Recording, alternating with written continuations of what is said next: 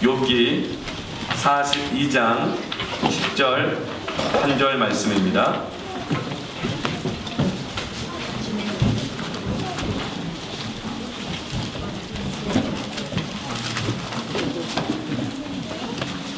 욥기 42장 10절 한 절 말씀 함께 읽겠습니다. 시작. 욥이 그의 친구들을 위하여 기도할 때 여호와께서 욥의 본경을 돌이키시고 여호와께서 욥에게 이전 모든 소유보다 갑절이나 주신지라. 아멘. 욥은 고난의 대명사입니다. 죽음 같은 고통을 너무나도 많이 겪었습니다. 이해가 되지 않는 고난이요, 고통이요, 정말 그 사는 것이 죽음이었습니다. 그런데 욥의 삶이, 욥의 인생이 하나님께서 회복시켜 주시는 부활의 능력을 경험하게 됩니다. 부활은 뭡니까? 다시 산다는 거잖아요. 죽음에서, 절망에서, 고통에서 다시금 살아나는 것이 부활의 능력입니다. 우린 예수를 믿게 되어지면 죽은 다음에도 부활하여 천국 가게 되었지만 사는 날 동안에도 부활의 능력이 우리에게 약속되어 있음을 믿습니다. 욥과 같은 말 못할 고난을 겪어도 오늘 이 말씀을 통해서 부활의 능력을 여러분 취하시길 축원합니다. 고난주간 6일 동안 월화수목금토 진행되었어요. 너무 감사했어요. 이번 고난주간 특별 새벽기도의 특징은 새벽기도의 수가 줄지 않는다는 거예요. 저희 교회 성도에 거의 3분의 2가 매일 새벽을 깨웠어요. 그리고 토요일 날은 아이들까지 다 합쳐서 거의 다 나온 것 같아요. 깜짝 놀랐어요.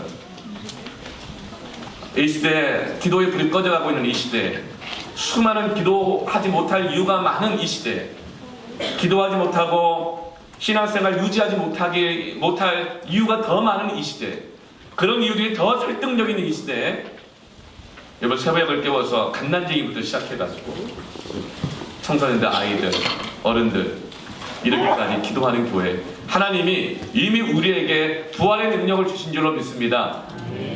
속으로 그런 생각하고 계시죠? 나 하루밖에 안 남았는데 여러분 저 자식 같은 믿음이 있어도 기도하면 하나님께서 부활의 능력을 주십니다.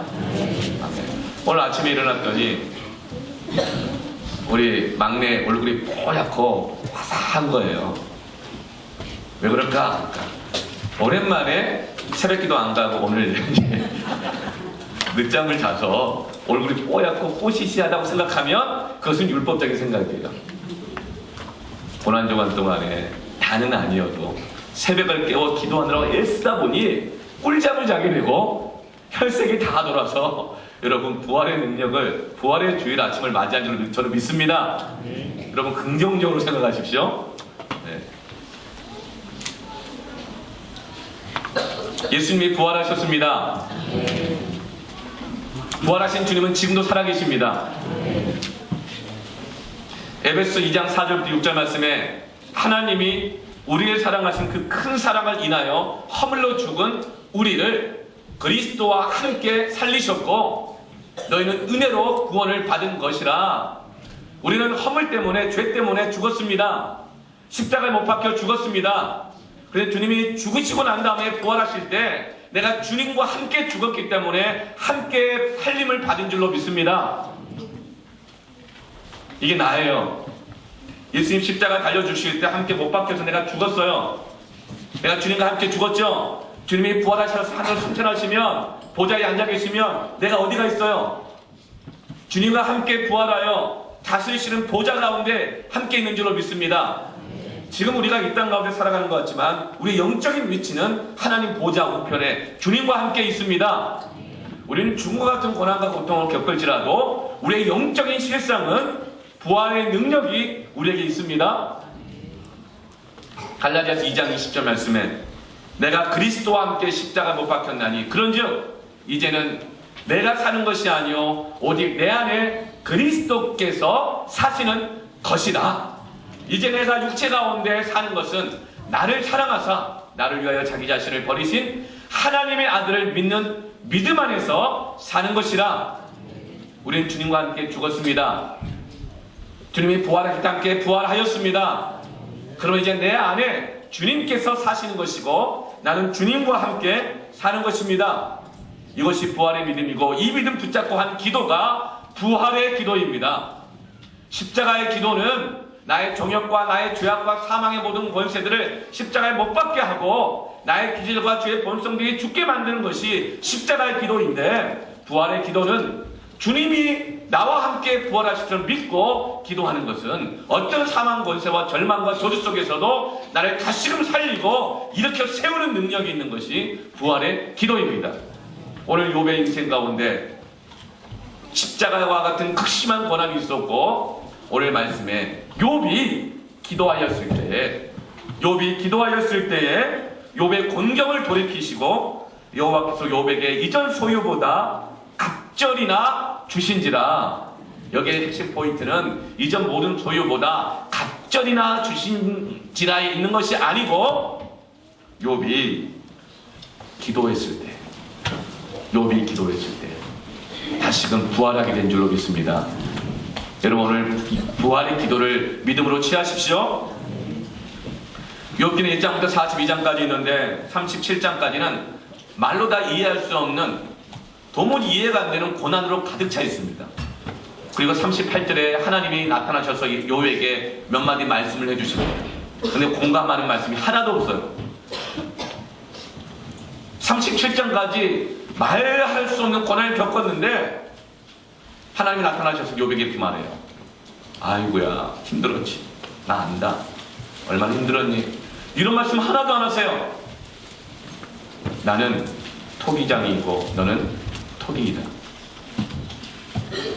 너는 대장부와 같이 허리띠를 동여매고 내 앞에 서서 나하고 한번 변론해보자. 네가 저 하늘을 만들었느냐? 이 땅의 기초가 어떻게 섰는 줄 아느냐? 나는 너의 하나님이다. 내가 너의 모든 것을 빚어가고 있다. 내가 지금 이것을 이해하지 못하는 고난이라 할지라도 이 가운데는 나의 손길이 있다. 대장부와 같이 당당히 서라. 이렇게 말씀하셨어요. 그럼 우리 같으면 뭐라 할까요? 여러분, 이 고난이 왜 온 고난이에요? 우리는 나의 고난 앞에서 누가 그렇게 말하면 못 받아들일 거예요.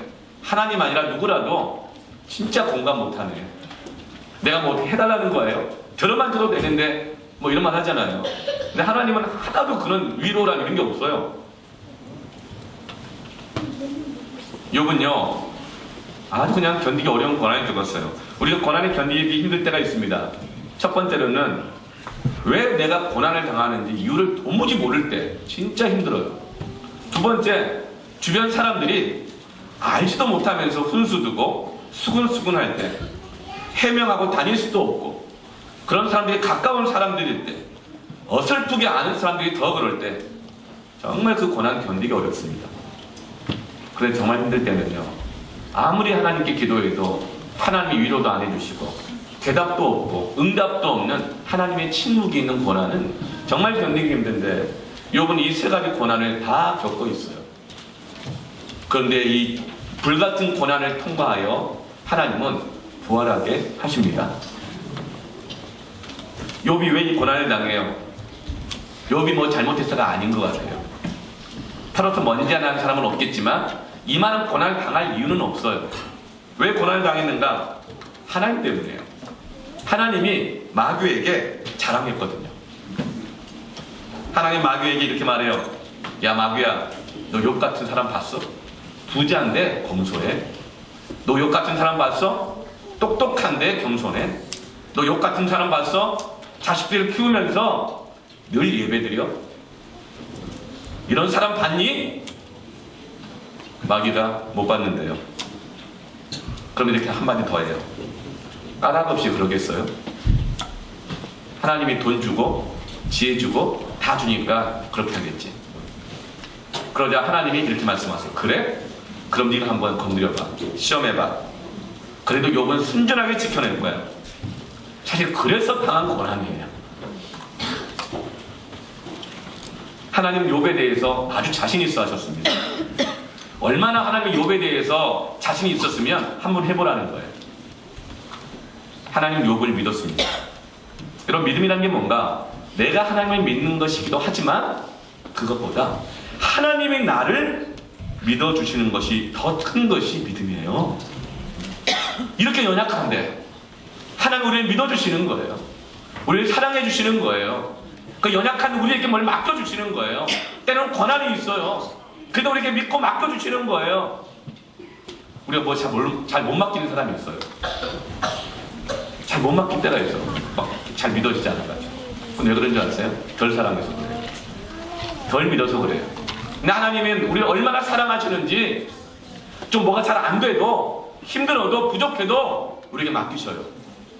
우리를 믿어주시는 거예요. 우리를 충성되게 여기셔서 우리의 직분을 주시는 것입니다. 우리를 충성되게 여기셔서 우리를 불러주시는 거예요. 이걸 은혜라고 하는 거예요. 하나님은 욥을 믿었어요. 그런데 하나님은 그 고난을 통과하며 그 과정 속에서 욥에게 부자가 되는 것보다 자식 잘 길러서 자식 농사 잘 짓는 것보다 더 큰 축복을 주시고자 합니다. 사람들은 생각해요. 욥은 부자니까, 욥은 자식들 잘 낳았으니까, 욥은 지혜롭고 똑똑하니까, 학벌 좋으니까 욥이 동방에서 가장 큰 자였다 이 말인데, 이 큰 자는 뭐냐면 Great CEO라는 뜻이에요.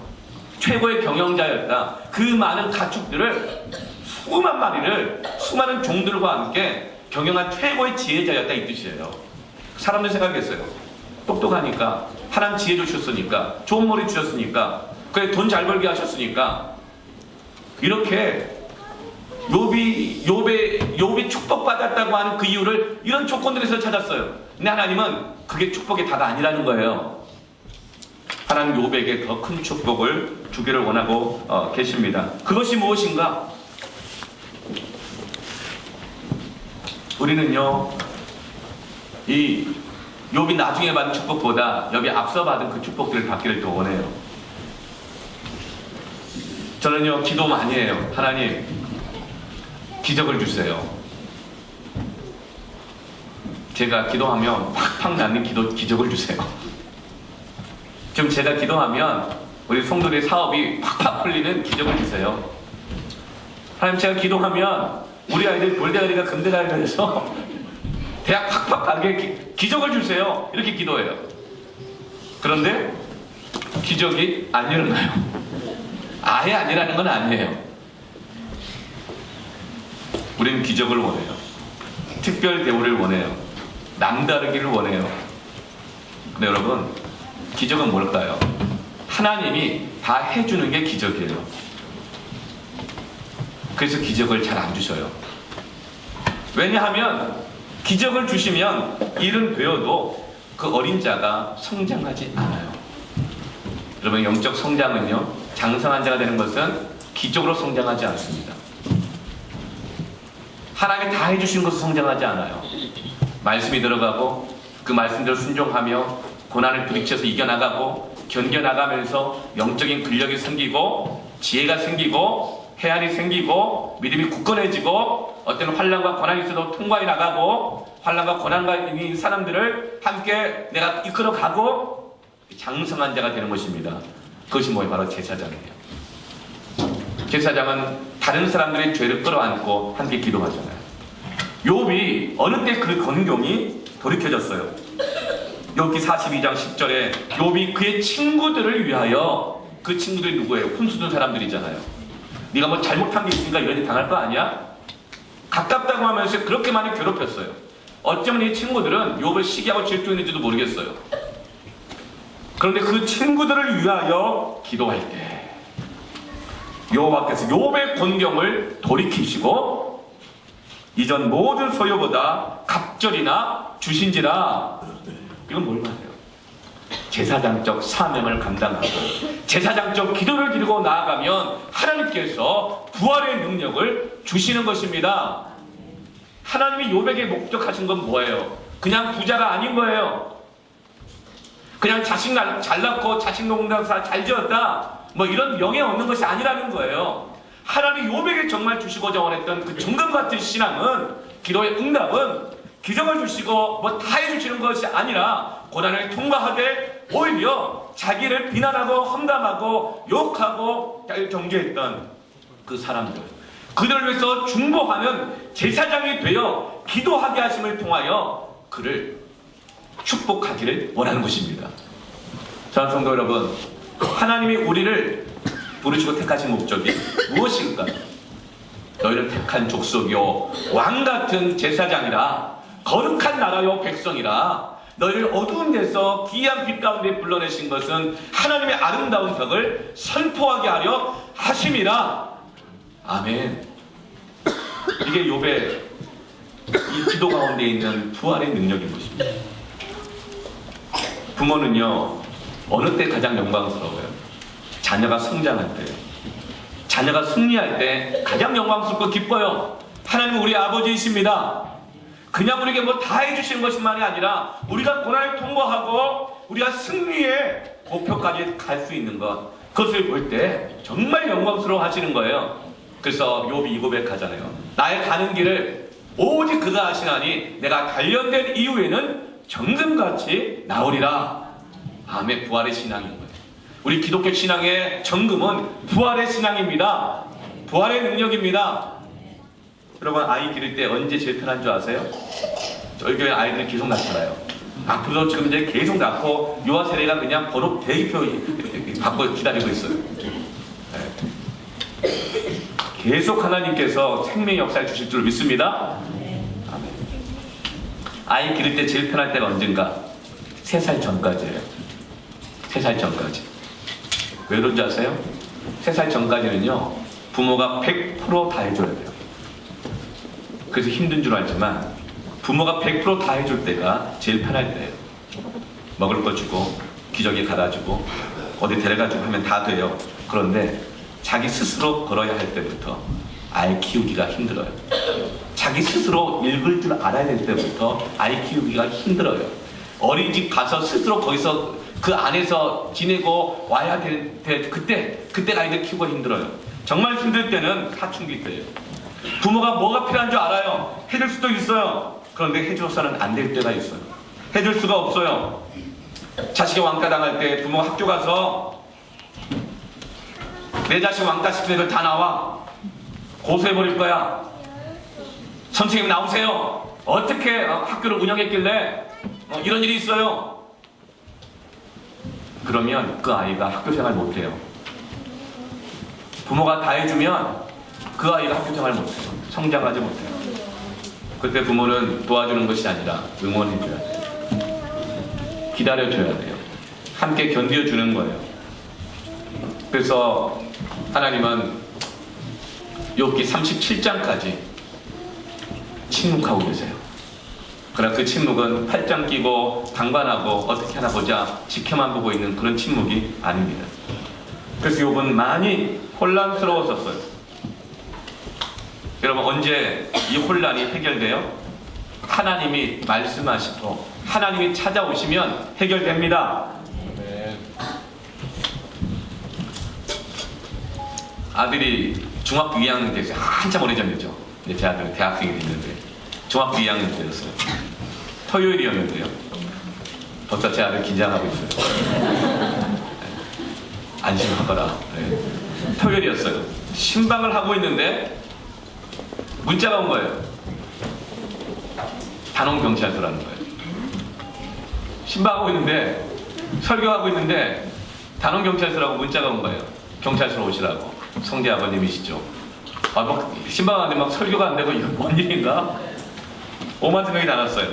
가는 동안 별 생각이 다 났어요. 도대체 뭔 짓을 했을까? 가면서도 이 자식을 어떻게 할까? 주먹을 폈다 쥐었다 폈다 쥐었다. 내가 그래도 이 안산적인 꽤 알려진 목사인데 내 교구 식구가 몇 명이고 한 사람 건너 다 아는 사람들이 있는데 수천 명 앞에서 매 주일마다 설교하고 있는데 뭐 이런 생각도 막 들고 뭔 짓을 했을까? 토요일날 쉬는 날이니까 학교 친구들 5명과 함께 추억에 서려 있는 초등학교 운동장에서 놀다가 창문이 열려 있더래요. 그래서 마치 홀린 듯이 들어가야겠다. 한 친구, 영감한 친구가 들어갔는데 같이 놀다 보니까 왕따 당하면 안 되잖아요. 같이 그 창문으로 들어갔다는 거예요. 그래서 옛날에 그 추억을 느끼면서 복도에서 교실에서 막 뛰어놓은 거예요. 근데 그것을 CCTV를 지켜보고 있던 관리하시는 분이 경찰서에 신고했어요. 관공서 무단 침입, 절도의 가능성도 있습니다. 그래가지고 경찰차가 와가지고 이 5명 아이들을 경찰서로 연행을 해간 거였어요.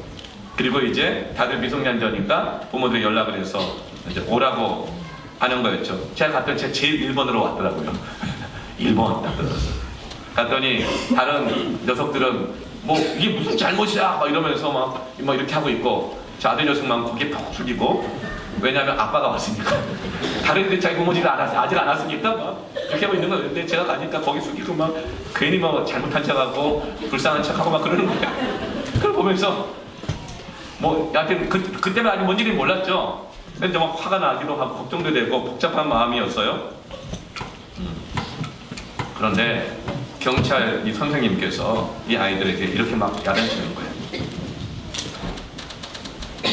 아주 무서운 얼굴로 공공건물 무단침입, 기물 파손 혹은 절도 가능성이 있으니 조사하겠다는 거예요. 조서를 꾸미겠다는 거예요. 그러자 애들 완전 겁먹었어요. 그 다음부터. 그래서 부모들이 하나 둘씩 직접 오더라고요. 그런데 너무 무섭게 그렇게 얘기를 하니까 제가 못 보겠더라고요. 보다 못해서 제가 담당 경찰에게 갔어요. 선생님 죄송합니다. 제 성대 앱인데요. 제가 잘못 가르쳤습니다. 그런데 무죄 추정의 원칙이라는 것도 있잖아요. 무단 침입은 맞습니다. 그 잘못했죠. 그런데 기물 파손, 절도 이건 확인도 안 됐고 모르는 거 아니겠습니까? 그리고 이 아이들이 미성년자이니 이건 부모된 제 책임입니다. 제가 모든 걸 다 변상하든지 감당할 테니 잘못한 거였겠지만 나무라십시오. 제가 정중하게 얘기를 했어요.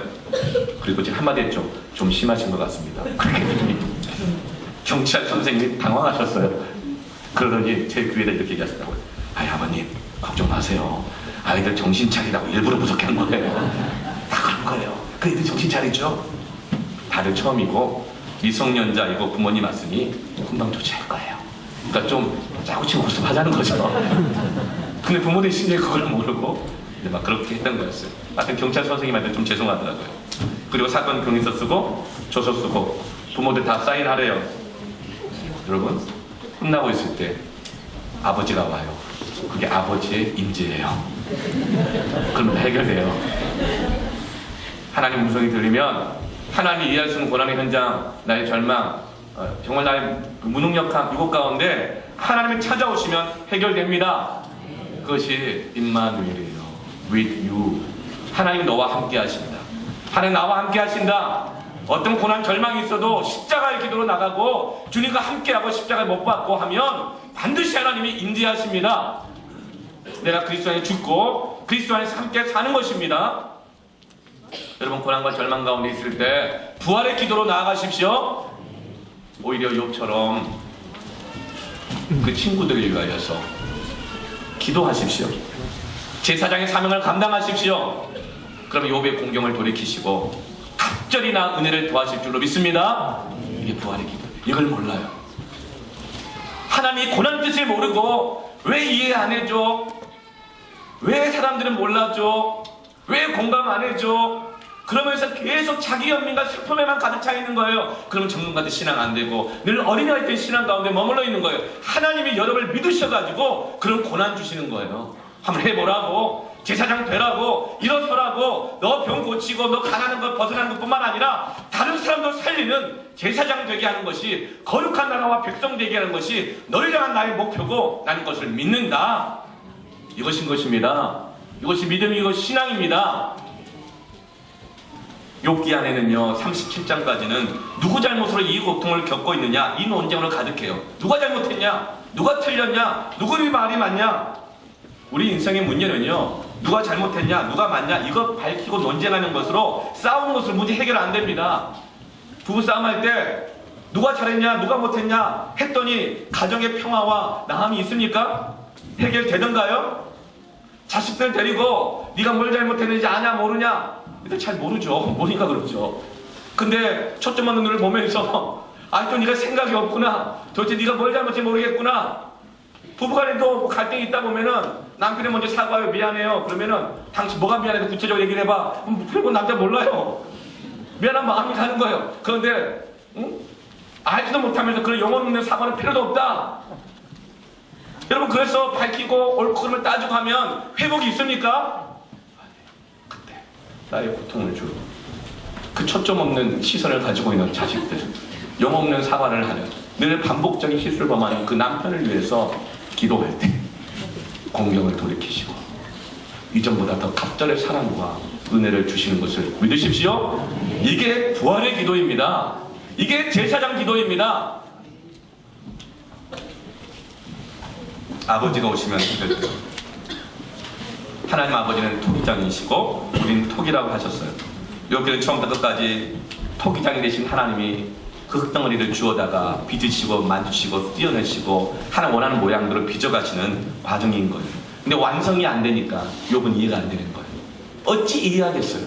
이 땅의 기초가 어찌 섰는지 본 적이 없는데 하나는 어떻게 지금 이 만물을 운행하시는지 다 알 수 없는 피조물인데 완성되기 전에는 모르는 게 당연한 거예요.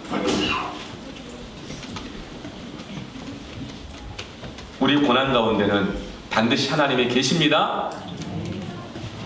우리 고난에는 반드시 하나님의 뜻이 있습니다. 그래서 모든 것이 합력하여 선을 이루게 하십니다. 그리고 나서 이제 42장 이 8절 보면요, 하나님이 이제 이 훈수들의 새 친구들에게 코너에 몰린 욥에게 가셔가지고요, 마치 경찰 선생님에게 따지시는 것처럼 하나님이 이 친구들이 잘못됐고 네가 옳다고 두둔해 주세요. 32장 8절 보면 중반절 보면 너희가 우매한 만큼 너에게 갚지 아니하리라. 이는 너희가 나를 가리켜 말한 것이 내 종 욥의 말같이 옳지 못함이라. 너희들 훈수는 너희들 말이 욥의 말같이 옳지 않아. 욥이 더 옳아. 욥을 막 두둔해 주셔요. 두 번이나 이렇게 두둔해 주셔요. 여러분, 은혜는 뭘까요? 따라합시다. 은혜는 두둔해 주는 거다. 다시 한번, 은혜는 편들어 주는 것이다. 그리고 9절 하반절 보면 여호와께서 욥을 기쁘게 받으셨다. 왜 기쁘게 받으셨는지 아세요? 8절 보면 욥에게 말씀해 주셨어요. 욥에게 가서 너희를 위하여 번제를 드리라. 내 종 욥이 너희를 위하여 기도할 것인즉. 하나님이 욥한테 너 괴롭히는 그 친구들을 위해서 기도해 주라고 했어요. 그리고 그 친구들 보고는 욥에게 기도해 줄 테니까 제사를 드리라 했어요. 번제를 드리라 했어요. 이 말은 뭐죠 지금? 욥을 부자에서 제사장으로 세우시고 있는 거예요. 근데 욥이 그걸 받아들인 거예요. 다시 부자 되게 해주세요가 아니었어요. 다시 자식 주세요가 아니었어요. 하나님이 너를 괴롭힌 이 사람들 위해서 제사장 역할을 할 텐데 너 할래? 욥이 하겠다 그런 거였어요. 그러자 하나님이 욥을 기쁘게 받으셨습니다. 여러분, 하나님이 그래서 욥을 두둔해 주세요. 편들어 주세요. 우리가 하나님 편되면 하나님은 당연히 자동으로 우리 편이신 것입니다. 여러분, 우리가 하나님과 내 편 되달라고 기도할 것이 아니라 하나님은 언제나 우리 편이세요. 문제 내가 하나님 편 되는 게 중요한 거예요. 따라서 하나님은 언제나 내 편이다. 아멘. 하나님은 언제든지 나를 두둔해 주실, 편들어 주실 준비 다 하고 계시는 거예요. 어쩌다 어른이라는 어떤 강연 프로그램이 있어요. 거기에 손경희 씨라고 하는 성교육 강사가 나와서 강의를 하는 걸 제가 잠깐 들었어요. 한 5분 정도짜리였는데 이분이 한 학교에 가서 성교육 강연을 하고 있었는데 초등학교 5학년 한 남학생이 찾아온 거예요. 선생님, 저에게 시간을 좀 주세요. 제가 지난달 한 달 전에 수학여행인데 누군가 내 바지를 벗기고 사진을 찍었대요. 그런데 사과하고 끝냈는데 아무래도 아닌 것 같아요. 그 용기를 내겠대요. 시간 좀 주세요. 얼마를 주면 좋을까? 10분의 시간을 주었대요. 한번 얘기해보려고. 앞에 서서 반 아이들이 많아요. 너희들 수학여행 때 알지? 한 달 전에 내 바지 벗기고 사진 찍은 거. 여자애들이 막 비명을 지르니까 담임 선생님이 와서 야, 너희들 서로 사과해. 그리고 사진 찍은 애 사과해. 그리고 그 사진 다 지워. 그리고 끝냈대요. 그런데 이렇게 얘기해요. 담임 선생님도 나쁘대요. 내가 무엇 때문에 얼마나 힘들었는지 고통스러운지 들어보지도 않고 무조건 사과시키고 끝낸 거 잘못했대요. 난 사과 받은 적이 없대요. 내가 뭐 때문에 고통 때문에 힘든지 모르고 누가 시켜가지고 하는 사과는 사과 아니래요. 사과는 주는 것이 아니고 받는 거래요. 나는 받은 적이 없어요. 그러니까 내가 풀릴 때까지 다시 사과하래요. 그 말 듣고 담임 선생님도 엄청 울어요. 그러면 아이가 내가 사과가 뭔지를 가르쳐주고 싶대요. 자기 이야기부터 하겠대요. 내가 어떤 후유증이 있는지, 밤에 잠을 잘 때 잠옷을 입고 자는데 잠옷 바지를 잡고 잔대요. 누가 벗길까봐. 그 트라우마 때문에 계속 꿈을 꾼대요. 나를 발가벗기는 꿈, 발가벗기는 사람들 앞에서 그런 꿈을 자꾸 꾼대요. 이걸 잠고 자느라고 아침에 일어나 보면 팔이 너무 아파 죽겠대요. 그리고 이렇게 말해요. 난 너희들 다 싫어. 난 너희들 다 싫어. 그때 아이들이 당황해요. 반 아이들이 그 장난을 그냥 한 건데, 그냥 바지 벗긴 건데 한 달 동안 그렇게 힘들어 있어? 그런데 그 중에 한 아이가 앞으로 나오더니 무릎을 꿇고 이렇게 얘기해요. 미안해. 미안해. 그랬더니 이 아이가 그 말을 듣더니 더 화난 얼굴로 이렇게 말해요. 너희 모두 다 가해자라는 거예요. 근데 너희들 다 웃었잖아. 사진 찍고 있을 때 다리 잡아 그렇게 얘기했잖아. 문 잠궈 얘기했잖아. 깔깔거리고 있잖아. 아무 말도 안 했잖아. 너희들 다 가해자라고. 그렇게 얘기하니까 아이들이 하나씩 하나 나오더니 미안해. 미안해. 그러는 거예요. 그러자 5학년 남학생이 이렇게 말해요. 내가 꿈을 안 꾸면 그때 사과 받아줄게. 근데 지금 나는 지금도 꿈을 꾸고 있어. 그런데 이렇게 또 얘기해요. 그런데 이 아이가 그래도 학교에 오는 이유가 있대요. 딱 2명의 소리가 들린대요. 다들 그렇게 다리 잡아 문 잠궈 깔깔거리고 있을 때 어디선가 그 소리를 들었대요. 야, 찍지 마! 찍지 마! 친구들이 그러면 안 되잖아! 찍지 마! 누군가 2명이 그랬대요. 핸드폰 꺼! 그랬대요. 분명히 그랬대요. 그럼 물어봐요. 누구야? 그 2 사람 누구야? 물어봤어요. 그랬더니 저 남자 둘이 나야!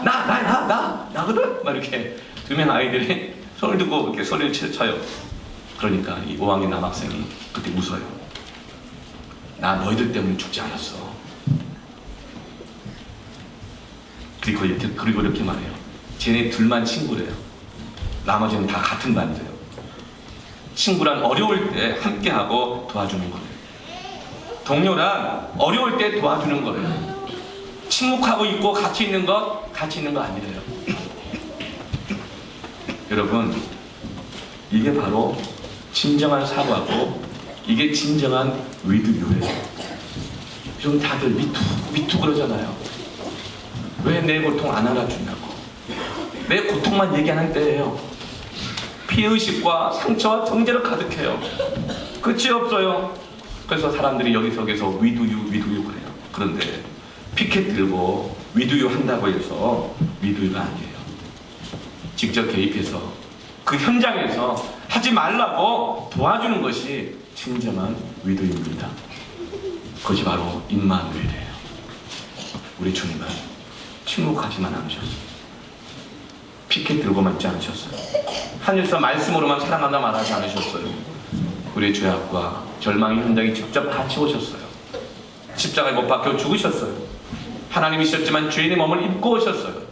3년 반 동안 노숙하시며 함께 먹고 자고 함께 하셨어요. 우리 주님이 진정한 위도요입니다. 하나님이 여러분과 함께 하십니다. 하나님이 욥과 함께하고 있다는 거예요. 그 고난 중에 고통 중에 함께하고 계시다는 것입니다. 비적하고 계시다는 거예요. 욥은 그것을 깨달은 거예요. 그리고 그는 제사장이 되었습니다. 주님이 나와 함께 하신 것처럼 나도 이들과 함께 하겠다. 이들을 위해서 기도하겠다. 그러자 하나님이 욥을 축복하시기 시작하시는 것입니다. 욥이 어떻게 변화돼요? 욥기 42장 10절에 욥이 그의 친구들을 위하여 기도할 때 여호와께서 욥의 공경을 돌이키시고 여호와께서 이전 모든 소유보다 갑절이나 주셨더라. 회복의 역사는요, 제사장으로 기도할 때입니다. 십자가를 붙들고 부활을 믿고 제사장으로 기도할 때 회복의 역사가 일어납니다. 기도의 길이 수축됩니다. 저는 고난연 특세 동안 하나님께 정말 영광과 감사를 드렸어요. 마지막으로 그 100명이 넘게 왔는지 어떻게 모르겠어요. 누가 그래도 꽉 찼다고. 이렇게 정말 이번에 제가 문자 한 번 안 보냈잖아요. 네. 고난주간 때만 해도 매일마다 은혜 있습니다. 오십시오 오십시오 계속 문자 돌리고 막 그랬는데 이번에는 그렇게 안 했잖아요. 하나님 우리에게 회복을 주시기 위해서 기도의 길을 수축하심을 찬양합니다. 그것은 하나님 우리 교회를, 저와 여러분을 제사장으로 세우시기 원하심을 믿습니다. 하나님이 갑절의 축복을 주실 것입니다. 모든 공경을 돌이켜 주실 것입니다. 언제요? 우리가 미투미투 할 때가 아니라 위두유 할 때, 제사장으로 기도할 때 하나님 우리에게 갑절의 축복을 주실 것입니다. 부활의 능력이 나타날 것입니다. 여러분, 그냥 부자는 하나님 뜻이 아니에요. 축복 아니에요. 그냥 박사는 소용없어요. 아무것도 아니에요. 그냥 교사는 아무것도 아닙니다. 교장이든 교감이든 평교사든 아무것도 아니에요. 여러분, 그냥 목사, 강도사, 전도사, 그것은 아무것도 아니에요. 제사장으로서 부자가 되십시오. 제사장으로서 교사가 되십시오. 제사장으로서 무엇이든지 박사가 되시고 제사장적인 목사, 전도사, 강도사가 됩시다. 제사장으로서의 섬김이가 됩시다. 큰 교회가 아무것도 아니에요. 사람 많은 거 아무것도 아니에요. 돈 많은 거 아무것도 아니에요. 하나님은 기적으로 돈 얼마든 줄 수 있고 기적으로 얼마든 사람 많이 보낼 수 있지만 사람 많고 돈 많은 것은 아무것도 못해요. 세상에서는 회사라든가 이런 데서 할 수 있는 거 할 수가 있겠죠. 그러나 교회가 할 수 있는 일, 구원의 일, 치유하고 죄를 사하고 생명을 주고 부활하게 하는 것은 할 수 있는 것이 아니에요. 오직 제사장으로서 기도할 때, 제사장 교회가, 제사장 성도가, 제사장 박사, 제사장 교사, 제사장 사장, 이들을 통해서 하나님이 하시는 것입니다. 이사야서 53장 12절, 예수님의 고난에 대한 예언이 있어요. 그러므로 내가 그에게 존귀한 자와 함께 몫을 받게 하며 강한 자와 함께 탈취한 것을 나누게 하리니 이는 그가 자기 영혼을 버려 사망에 이르게 하며 범죄자 중 하나로 헤아림을 받으셨어요. 욥처럼. 그러나 오히려 그가 많은 사람의 죄를 담당하시며 범죄자를 위하여 기도하였느니라. 여러분, 미투미투 할 때가 아니라 위두요 할 때입니다. 그게 뭐예요? 제사장도 기도해요. 교회는 만민을 위해서 기도하는 처소라 일컬음을 받는 것입니다. 이 정말 고통스러운 정죄의 시대에 하나님 우리에게 말씀하십니다. 위두요 하라고. 내가 위두요 했다고. 내가 범죄자를 위해서 오히려 기도했다고. 욥도 그렇게 했다고. 그럴 때 모든 공경을 돌이키셨다고. 기도하자고. 기도하라고. 할렐루야.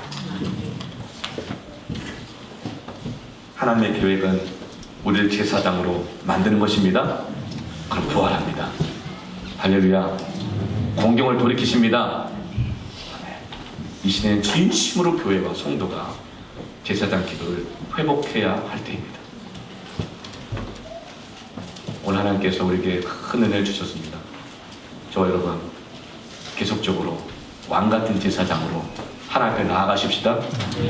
보고될 하나님께서 거룩한 나라를 가정 가운데, 직장 가운데, 교회 가운데, 이 나라 민족과 열방 가운데 세워 가실 것입니다.